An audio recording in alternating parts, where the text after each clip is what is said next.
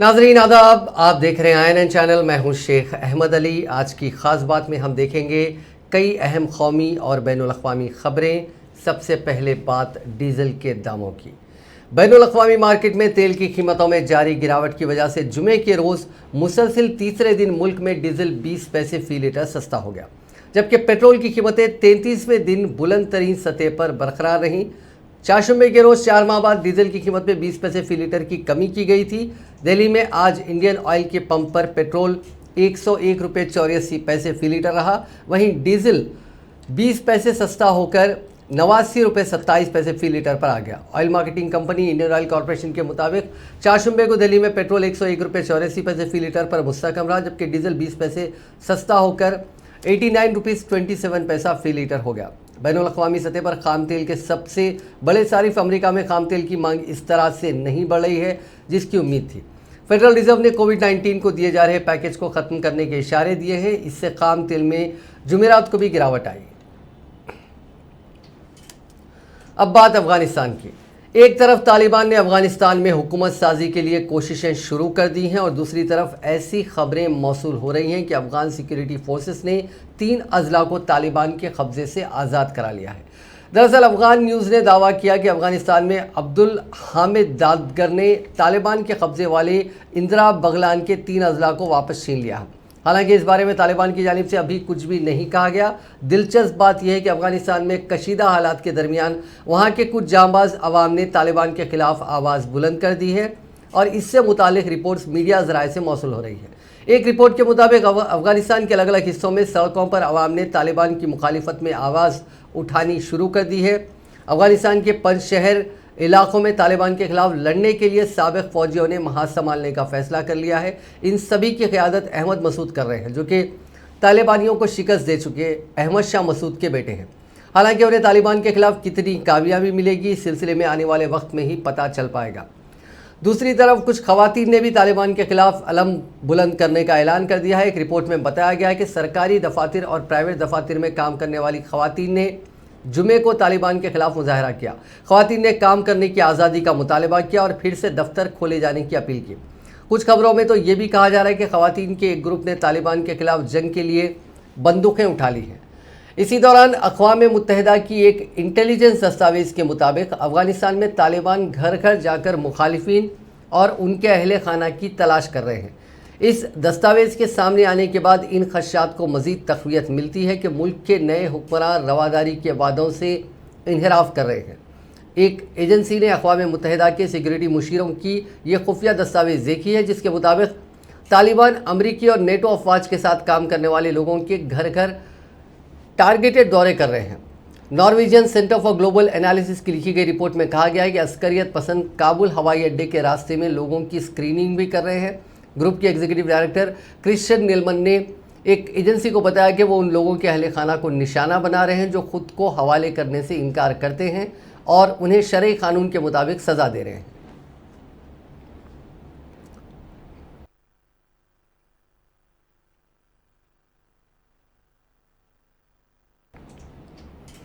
अफगानिस्तान पर तालिबान के कब्जे के आज 5 दिन बाद भी काबुल एयरपोर्ट के हालात ख़तरनाक बने हुए हैं। एयरपोर्ट के बाहर जब जब फायरिंग होने लग रही है,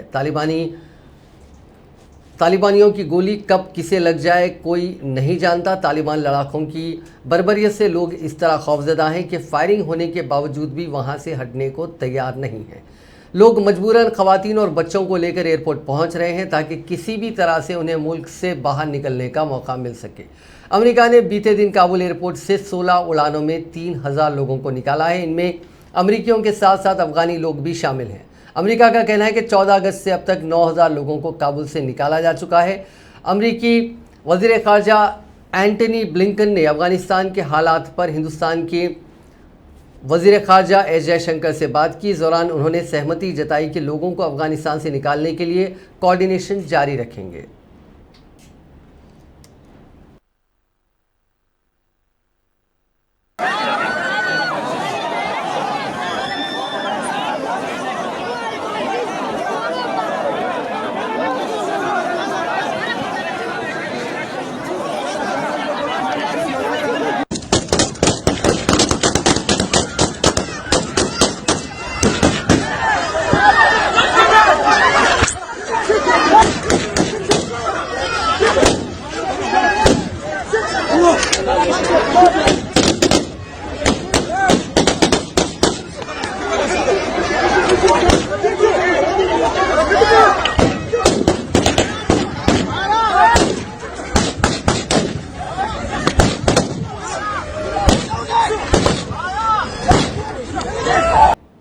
अफगानिस्तान में तालिबान के इख्तिदार संभालने के बाद चीन अब ज़मीन पर मौजूद खरबों डॉलर मालियत की नायाब धातों यानी माइंस पर नेचुरल रिसोर्सेज पर नजरें जमाए हुए हैं।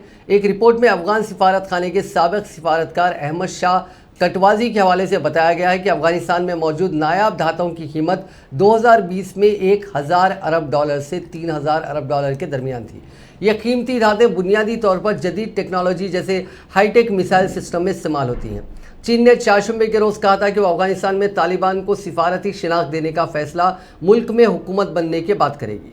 रिपोर्ट के मुताबिक ये बड़ी मुश्किल से मिलने वाली धातें इलेक्ट्रिक और हाइब्रिड गाड़ियों, जदीद सेरेमिक बर्तन, कंप्यूटर, डीवीडी प्लेयर्स, टरबाइन्स गाड़ियों में और ऑयल रिफाइनरी, टीवी, दीगर अलग अलग जो सामान होते हैं उनमें इस्तेमाल होती है। Centre for strategic and international studies की एक रिपोर्ट के मुताबिक चीन दुनिया की 85% से ज़्यादा नायाब ज़मीन की धातें फराहम करता है। चीन नादर धातें और मादनियात जैसे एंटोमनी और बार्टेज भी फराहम करता है, जो कि आलमी सप्लाई का तकरीबन 2/3 हिस्सा बनता है। चीन ने अमेरिका के साथ तिजारती जंग के दौरान 2019 में धात की बरामदात को कंट्रोल करने की धमकी दी थी। चीन का यह इकदाम अमेरिकी हाईटेक इंडस्ट्री के लिए खाम माल की शदीद किल्लत का बायस बन सकता है।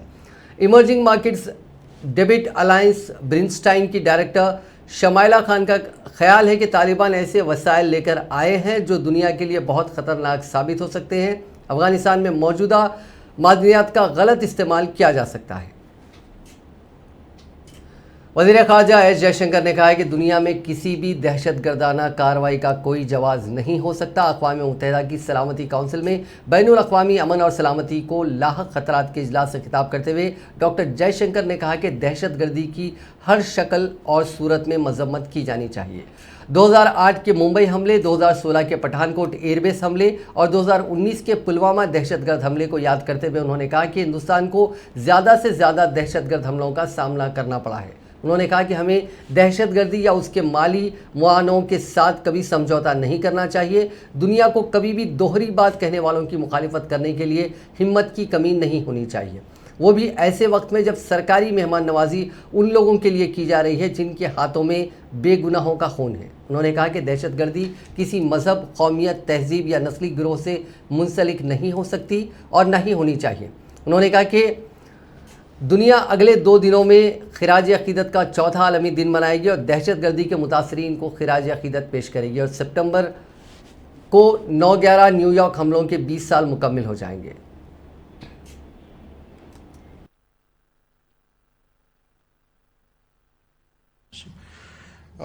Regarding some of the other questions, look, my understanding is it's for the briefers to make their thoughts, to offer their expertise and their thoughts.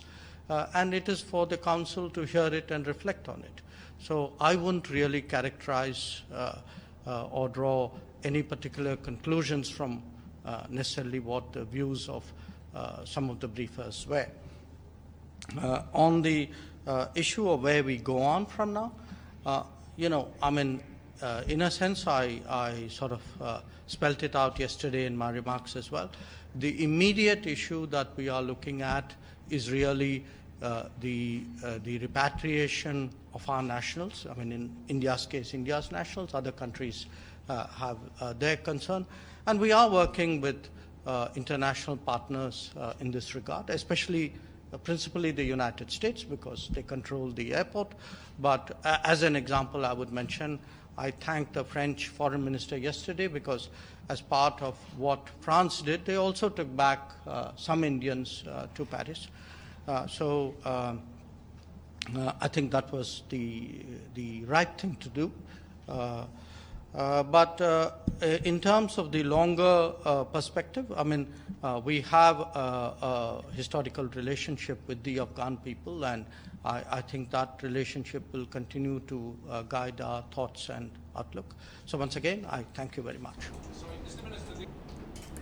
सदर जमहूरिया रामनाथ कोविंद ने समाजी और तालीमी तौर पर पसमानदा तबक़ात की निशानदही करने के लिए रियासतों को बाइख्तियार बनाने वाले आइन के 105वें तरमीमी एक्ट 2021 को अपनी मंजूरी दे दी है। वजारत कानून और इंसाफ की जानिब से जारी करदा नोटिफिकेशन के मुताबिक रामनाथ कोविंद ने आइन के 105वें तरमीमी एक्ट और जनरल इंश्योरेंस बिजनेस नेशनलाइजेशन तरमीमी एक्ट को अपनी मंजूरी दे दी है। इंश्योरेंस से मुतालिक इस तरमीमी एक्ट के ज़रिए general insurance business nationalisation bill 1972 में तरमीम की जा सकेगी। आइन के 105वें तरमीमी एक्ट 2021 को पार्लियामेंट ने 11 अगस्त 2021 को मंजूरी दी थी। एक्ट के मुताबिक हर रियासत या मरकज़ के ज़ेर इंतज़ाम इलाका कानून के मुताबिक अपने मकासद के लिए समाजी और तालीमी लिहाज से पसमानदा तबक़ात की फ़हरिस्त तैयार कर सकता है। वज़ीर-ए-आज़म नरेंद्र मोदी ने कहा है कि ऐसे वक्त में जब पूरी दुनिया दहशतगर्दाना नज़रिए से खौफज़दा है, सोमनाथ मंदिर की तारीख दुनिया को इस बात का पैगाम देती है कि अक़ीदत को दहशतगर्दी और सच्चाई को झूठ से मुस्तकिल तौर पर शिकस्त नहीं दी जा सकती। मोदी ने अफ़गानिस्तान पर तालिबान के कब्ज़े के पुरतशद्दुद कोशिशों की तरफ इशारा करते हुए कहा कि आज जब दुनिया इस तरह के नज़रिया से खौफज़दा है, तब दुनिया में कोई भी शख्स सोमनाथ मंदिर के अज़ीमुशान ढांचे को देखता है तो उसे सिर्फ एक मंदिर नज़र आता है। यहाँ सैकड़ों हज़ारों बरसों से ये इंसानियत की इक़दार का मकाम है। आज भी पूरी दुनिया के सामने इससे ये पैगाम जाता है कि सच को झूठ और अक़ीदत को दहशतगर्दी से हराया नहीं जा सकता। अब वह शुभ मुहूर्त आ गया है जिसके आगमन के लिए हम सभी बहुत समय से प्रतीक्षारत हैं। मैं अनुरोध करूंगा हमारे सम्माननीय प्रधानमंत्री महोदय से कि वे आज के उत्सव दें।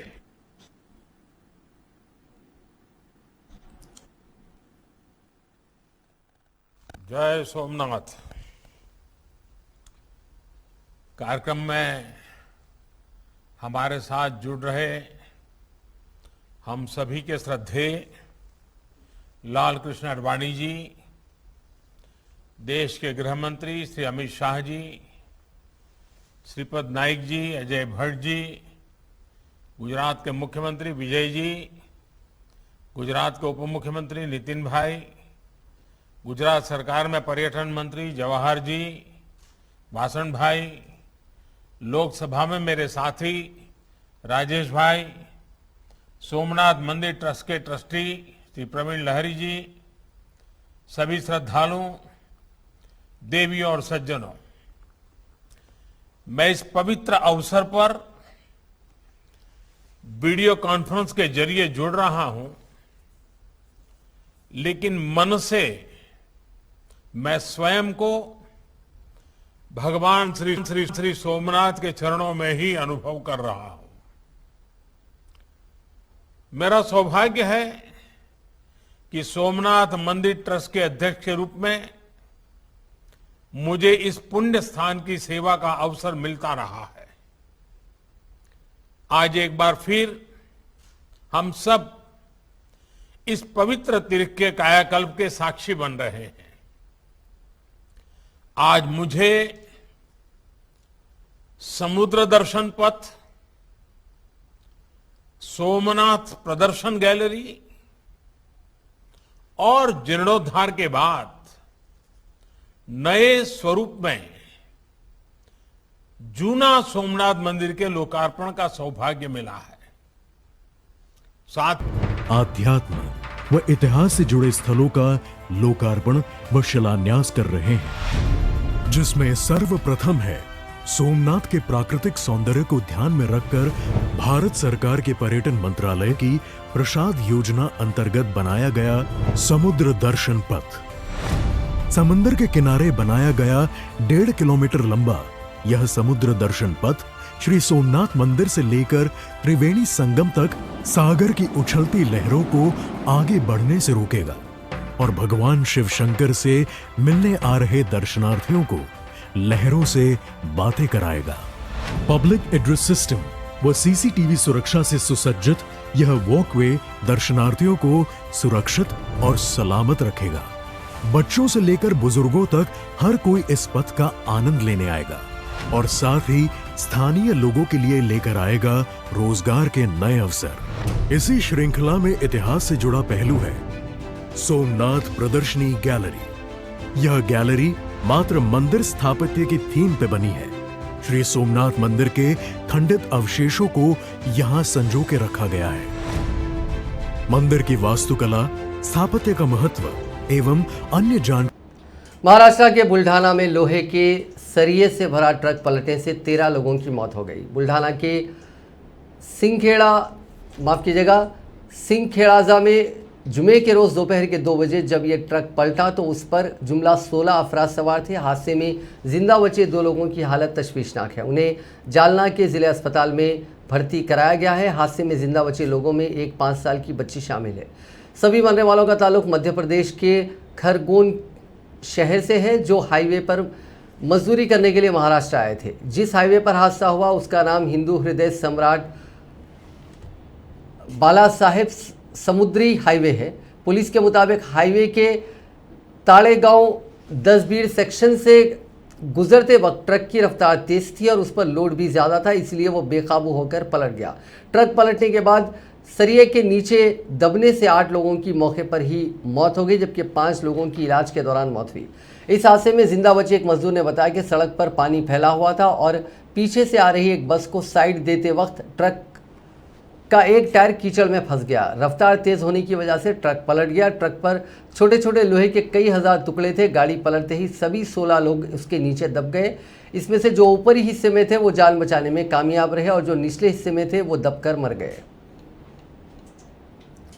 आग के साथ मार्शल आर्ट के स्टंट्स देखने में बहुत शानदार लगते हैं, लेकिन ये कई बार जानलेवा भी साबित हो जाते हैं। तमिलनाडु के पुडुकोट्टई जिले में कराटे कोच बालाजी के साथ ऐसा ही हुआ। वो अपने स्टूडेंट्स के साथ आग के साथ कराटे स्टंट की कोचिंग दे रहे थे। इसी दौरान खुद झुलस गए। बालाजी अपने स्टूडेंट्स के साथ ग्राउंड में ये स्टंट कर रहे थे। इसी दौरान तेज़ हवा की वजह से वो आग की लपटों में घिर गए। वहाँ मौजूद लोगों ने आग बुझाकर बालाजी को अस्पताल पहुँचाया, लेकिन उनकी जान नहीं बचाई जा सकी। ये पूरा हादसा कैमरे में रिकॉर्ड हुआ।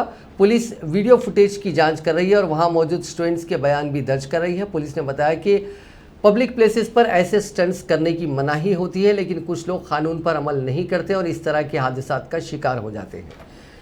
कराटे इस साल पहली बार ओलंपिक स्पोर्ट्स बना है। जापान और स्पेन समेत जुमला 8 मुल्कों ने एक गोल्ड मेडल इसमें जीता है।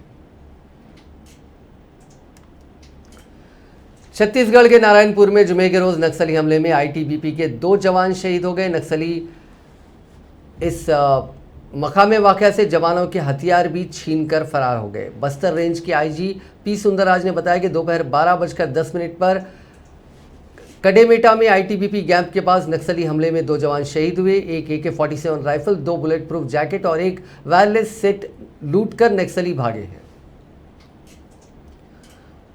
महाराष्ट्र की राजधानी मुंबई में बीजेपी कारकुनों के जन आशीर्वाद यात्रा निकालने पर उद्धव ठाकरे हुकूमत ने सख्ती का मुजाहरा करते हुए मजमूई तौर पर 7 FIR दर्ज की हैं। मुकदमात में कारकुनों के खिलाफ कोरोना उसूलों की खिलाफ वर्जी करने का इल्ज़ाम आयद किया गया है। मुंबई के विले पार्ले, खेरवादी, शिवाजी पार्क, दादर, चिंबोर और गवांडी पुलिस थाने में कारकुनों के खिलाफ FIR दर्ज की गई है। ताहम पुलिस ने ताहाल किसी को गिरफ्तार नहीं किया। मरकजी वजीर कपिल पाटिल की हिमायत में मुंबई में जन आशीर्वाद यात्रा का एहतमाम किया गया था। 16 अगस्त को निकाली गई इस यात्रा के दौरान सैकड़ों बीजेपी कारकुन शामिल हुए थे। यात्रा के दौरान बड़ी तादाद में बीजेपी कारकुन मौजूद थे, जिनमें से कई लोगों ने मास्क नहीं लगाया हुआ था। इसके अलावा सोशल डिस्टेंसिंग पर भी अमल नहीं किया गया था, इसीलिए बीजेपी कारकुनों के खिलाफ मुकदमे दर्ज किए गए हैं। कोपरी पुलिस थाने के अफसर ने बताया कि मुंतजिमीन ने जन आशीर्वाद यात्रा के लिए पुलिस से इजाज़त तलब नहीं की थी। पुलिस ने बीजेपी कारकुनों के खिलाफ IPC की सेक्शन 188, 269, 272 वगैरह के तहत मुकदमा दर्ज किए हैं। पुलिस ने बताया कि तकरीब के दौरान एक शख्स के 1 लाख रुपए चोरी भी हो गए थे। वजारत दाखिला की जानिब से अंग्रेजी की बजाय हिंदी में जवाब दिए जाने से तमिलनाडु के मदुरै सीट से MP S वेंकटेशन नाराज हो गए। इस मामले में वो मद्रास हाईकोर्ट पहुंच गए। केस की सुनवाई कर रहे जस्टिस N किरुबाकरन और M दुराईस्वामी ने कहा कि अगर मरकजी हुकूमत को कोई चिट्ठी अंग्रेजी में मिलती है तो फिर उसका जवाब भी अंग्रेजी में ही दिया जाना चाहिए। कोर्ट ने कहा कि मरकजी हुकूमत को ऑफिशियल लैंग्वेजेस एक्ट 1963 के कवायद पर अमल करना चाहिए। कोर्ट ने कहा कि पार्लियामेंट को अंग्रेजी में ही जवाब मिलना चाहिए। पार्लियामेंटेरियंस को मुल्क का शायद ये पहला ऐसा मामला है जब एक ख़त की ज़बान को लेकर मामला कोर्ट तक पहुंचा हो। ये मामला तब उठा जब वेंकटेशन ने वजारत दाखिला को एक चिट्ठी लिखी थी कि CRPF के इम्तिहानात का जो मरकज़ है वो तमिलनाडु और पुडुचेरी में इनके मरकज़ बनाने चाहिए। वजारत की जानिब से हिंदी में जवाब मिलने पर अपना एतराज़ जताते हुए वेंकटेशन ने एक और ख़त लिखा। कहा कि वो हिंदी हिंदी भाषी रियासत के नहीं हैं, उन्हें हिंदी पढ़ना नहीं आता। इसके बाद उन्होंने कोर्ट में अर्जी डालकर मांग की कि जिन ओहदेदारों ने उन्हें हिंदी में जवाब दिया है उनके खिलाफ कार्रवाई होनी चाहिए। लोकसभा इंतखाबात को मद्देनजर रखते हुए 2024 लोकसभा इंतखाबात को मद्देनजर रखते हुए कांग्रेस सदर सोनिया गांधी ने अपोजिशन पार्टियों को मुत्तहिद करने का सिलसिला तेज कर दिया। आज शाम 19 अपोजिशन पार्टियों के सरकर्दा कायदीन के साथ हुई ऑनलाइन मीटिंग में सोनिया गांधी ने वाज़ेह लफ्जों में कह दिया कि उनका हदफ 2024 का आम इंतखाबात है, जिसमें अवाम मुखालिफ मोदी हुकूमत को शिकस्त देने के लिए मजबूती के साथ आगे बढ़ना होगा। मीटिंग के दौरान कांग्रेस सदर ने बीजेपी के खिलाफ सभी हिज़्ब मुखालिफ पार्टियों से एक साथ खड़े होने की अपील करते हुए कहा कि पार्लियामेंट में अपोजिशन इत्तेहाद का उन्हें मुकम्मल भरोसा है, लेकिन इसके बाहर एक बड़ी सियासी लड़ाई होगी ताकि गलत ताकतों को शिकस्त दी जा सके। उन्होंने कहा कि हमारा हदफ 2024 लोकसभा इलेक्शन है और उसके लिए इंतहाई मुनज़्ज़म तरीके से मंसूबा तैयार करना होगा। ये एक चैलेंज है, लेकिन हम मिलकर ये काम कर सकते हैं क्योंकि इसके अलावा कोई दूसरा मुतबादिल नहीं है। सोनिया गांधी ने मीटिंग के दौरान अपनी बात को आगे बढ़ाते हुए कहा कि हम सभी की अपनी अपनी मजबूरियां हैं, लेकिन मुल्क के मफाद का मुतालबा है कि हम सब इससे ऊपर उठकर साथ आए। उन्होंने मजीद कहा कि मुझे यकीन है कि पार्लियामेंट के आने वाले इजलास के दौरान भी अपोजिशन का इत्तेहाद कायम रहेगा और इसके लिए भी तैयार रहना होगा कि बड़ी सियासी लड़ाई पार्लियामेंट के बाहर लड़ी जानी है। मीडिया ज़राए से मौसूल हो रही खबरों के मुताबिक मीटिंग में शरीक सभी वज़राए आला ने एक आवाज़ में कहा कि इस वक्त अपोजिशन को मजबूती के साथ आगे बढ़ना और इत्तेहाद का मुजाहरा करना है ज़रूरी है, क्योंकि गैर बीजेपी रियासती हुकूमतों को परेशान किया जा रहा है। हमें इकट्ठा होकर मरकज़ी हुकूमत का सामना करना होगा। सोनिया गांधी की सदारत में हुई अपोजिशन पार्टी कायदीन की मीटिंग में लोकसभा इंतखाबात और अपोजिशन इत्तेहाद को लेकर हुई बातचीत के अलावा कई अवामी मसाइल पर भी गुफ्त-व-शनीद हुई। हिंदुस्तान के साबिक़ वज़ीर आज़म राजीव गांधी की 77वीं सालगिरह के मौके पर कौम उन्हें याद कर रही है। इस मौके पर कांग्रेस के साबिक़ सदर और राजीव गांधी के साहिबजादे राहुल गांधी वीर भूमि पहुंचे और राजीव गांधी की आखिरी आरामगाह वीर भूमि पर उन्हें गुलाए अक़ीदत पेश किया। इस मौके पर गुलाम नबी आज़ाद और अधीर रंजन चौधरी समेत कांग्रेस कायदीन भी मौजूद थे। वज़ीर आज़म नरेंद्र मोदी ने भी ट्वीट करके साबिक़ वज़ीर आज़म राजीव गांधी को उनकी सालगिरह पर खिराज अक़ीदत पेश किया। उत्तर प्रदेश की हुकूमत राजीव गांधी की सालगिरह 20 अगस्त को यौम खैर सुगाली के तौर पर मना रही है। रियासती हुकूमत की तरफ से तमाम महकमों को इस बारे में हिदायत दी गई है। ख्याल रहे कि राजीव गांधी की पैदाइश 20 अगस्त 1944 को हुई थी। वो हिंदुस्तान के सबसे कम उम्र के वज़ीर आज़म थे। इंदिरा गांधी को कत्ल किए जाने के बाद 40 साल की उम्र में राजीव गांधी ने वज़ीर आज़म का ओहदा संभाला था। इसके बाद जब इंतखाबात हुए तो राजीव गांधी की क़यादत में कांग्रेस ने तारीखी जीत दर्ज की थी।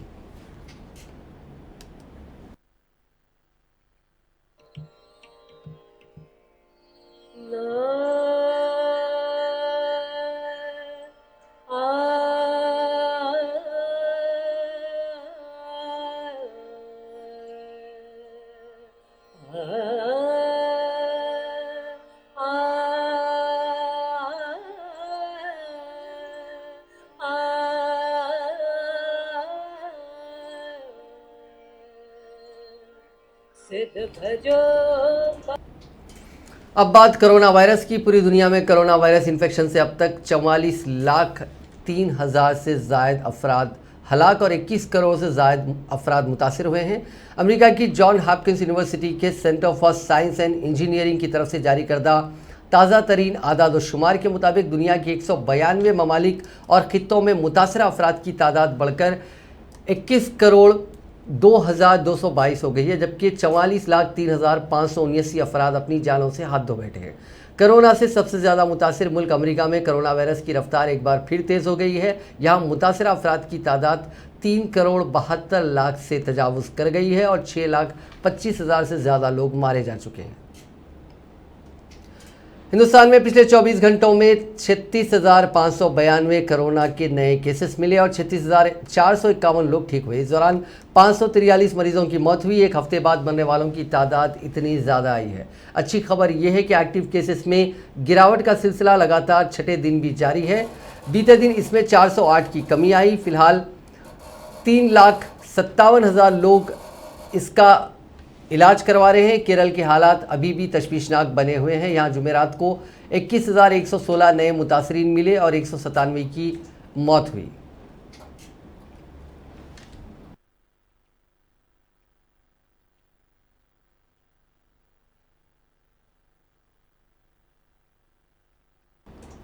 जॉनसन एंड जॉनसन ने हिंदुस्तान में अपनी कोरोना वैक्सीन के 12 से 17 साल के बच्चों पर ट्रायल के लिए इजाज़त मांगी है। अमेरिकी फार्मा कंपनी का कहना है कि वायरस को रोकने के लिए बच्चों को भी जल्द से जल्द वैक्सीन लगानी ज़रूरी है।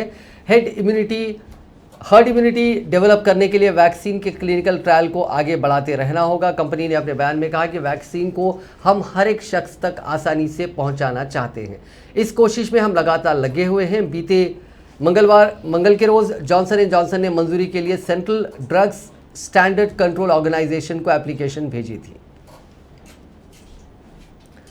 हिंदुस्तानी फार्मास्यूटिकल कंपनी जाइडस कैडिला की कोरोना वैक्सीन जाइकोव-डी को डीजीसीआई ने जुमे के रोज इमरजेंसी यूज के लिए अप्रूवल दे दिया है। यह दुनिया की पहली डीएनए बेस्ड वैक्सीन है। यह वैक्सीन 12 साल और उससे ज़्यादा उम्र के बच्चों और बड़ों को लगाई जा सकेगी। जाइडस कैडिला के मुताबिक उसने हिंदुस्तान में अब तक 50 से ज़्यादा सेंटर्स पर वैक्सीन के लिए सबसे बड़ा क्लिनिकल ट्रायल किया है। यह मुल्क में मौजूद चौथी वैक्सीन होगी। अब तक हिंदुस्तान में सीरम इंस्टीट्यूट की कोविशील्ड, भारत बायोटेक की कोवैक्सीन और रूस की स्पुतनिक वी इस्तेमाल हो रही हैं। पुणे के नानापेट इलाके से एक बेहद हैरान करने वाला मामला सामने आया है। यहां सड़क किनारे खड़ी एक बाइक को सवार के साथ ट्रैफिक डिपार्टमेंट के लोग टोइंग यानी उठाकर ले गए। जुमेरात की शाम 5 बजे हुए इस वाक़े की जुमे के रोज़ तस्वीरें सामने आने के बाद ट्रैफिक डिपार्टमेंट के अहदेदारों ने मामले की जांच के अहकाम दिए हैं। हालांकि ट्रैफिक डिपार्टमेंट ने बताया कि बाइक नो पार्किंग जोन में खड़ी थी और टोइंग के दौरान बाइक सवार जानबूझकर उस पर बैठ गया था। इस वाक़े की तस्वीरें सोशल मीडिया में सामने आने के बाद अब लोग ट्रैफिक डिपार्टमेंट के काम करने के तरीके पर नाराज़गी जता रहे हैं। जिस दौरान बाइक सवार को ट्रैफिक डिपार्टमेंट के लोग उठा रहे थे, वो कह रहा था, सर मेरी बाइक नो पार्किंग में नहीं है, मैं 2 मिनट के लिए सड़क के किनारे खड़ा हुआ था, मैंने अपनी बाइक पार्क नहीं की है, मैं फौरी निकल रहा हूँ, मेहरबानी करके मेरे खिलाफ कार्रवाई ना करो। इल्ज़ाम यह है कि इतना कहने के बावजूद ट्रैफिक डिपार्टमेंट के लोगों ने उसकी बात नहीं मानी और उस शख्स को बाइक के साथ उठा लिया। इस वाक़े का वीडियो सामने आने के बाद लोग अब सवाल पूछ रहे हैं कि अगर गलती नौजवान की है तो भी क्या इस तरह से उसे बाइक के साथ उठाना सही है? अगर वो गिर जाता तो इसका जिम्मेदार कौन होता? इस मामले को लेकर ये भी इल्ज़ाम लग रहा है कि इसे शूट कर रहे शख्स के साथ भी गाड़ी उठाने वाले ने बदतमीज़ी की। मौके पर मौजूद चश्मदीद अभिजीत नाम के एक शख्स ने कहा कि आम शहरियों को इस इलाके में पुलिस लगातार तंग कर रही है।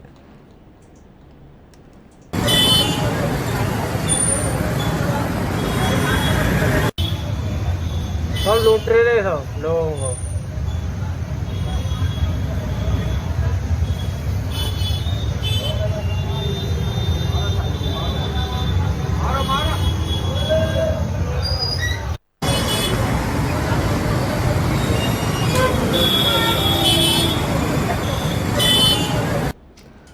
अब बात क्रिकेट की। Board of cricket control of India ने घरेलू क्रिकेट के लिए नया प्रोग्राम जारी किया है, जिसमें अगले साल की शुरुआत में रणजी ट्रॉफी कराने का फैसला लिया गया है। पिछले साल कोरोना वायरस के चलते रणजी ट्रॉफी का इनेकाद नहीं किया जा सका था, लेकिन इस बार बीसीसीआई मुल्क के सबसे बड़े घरेलू टूर्नामेंट के लिए पूरी तरह से तैयार है। रणजी ट्रॉफी का इनेकाद अगले साल 5 जनवरी से 20 मार्च के बीच किया जाएगा। ज़राए के मुताबिक इस सेशन का आगाज़ 20 सितंबर से वुमेन्स एंड मेंस की अंडर 19 मैचेस के साथ होगा। इसके बाद मेन एंड वुमेन दोनों के लिए 25 और 26 अक्टूबर को अंडर 19 चैलेंजर ट्रॉफी का इनेकाद किया जाएगा। नाजरीन, आज की खास बात में बस इतना ही। आपसे कल मुलाकात होगी नई खबरों के साथ, नए एनालिसिस के साथ। फिलहाल दीजिए इजाज़त। खुदा हाफिज़।